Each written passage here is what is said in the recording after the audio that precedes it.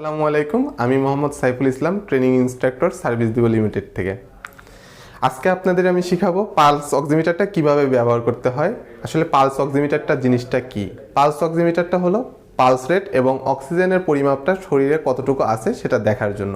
যারা এখনো আমাদের চ্যানেলটি সাবস্ক্রাইব করেনি তারা অবশ্যই সাবস্ক্রাইব করে দিবেন এবং পাশে থাকা বেল আইকনটি বাজিয়ে দিবেন। চলুন মূল ভিডিওতে যাওয়া যাক।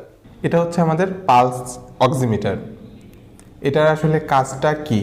এটার কাজটা হচ্ছে অক্সিজেন পরিমাপের নির্ণয় এবং পালস রেট কত আছে বা হার্টবিটটা কত আছে সেটা দেখার জন্য একটা যন্ত্র ব্যবহার করে, এটাই সেটা পালস অক্সিমিটার। এটা কিভাবে ব্যবহার করতে হয়?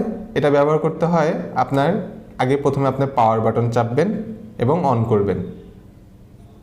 এটা আমরা সাধারণত 3টে আঙ্গুলে ব্যবহার করে থাকি। তো আমরা সবচাইতে ভালো পাবো বৃদ্ধ আঙ্গুল এবং এই আঙ্গুলটাতে।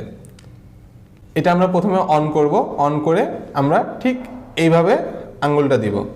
একটু অপেক্ষা করবেন, এটা আপনার অ্যাকুরেট পালস রেট এবং অক্সিজেন লেভেলটা দেখার জন্য।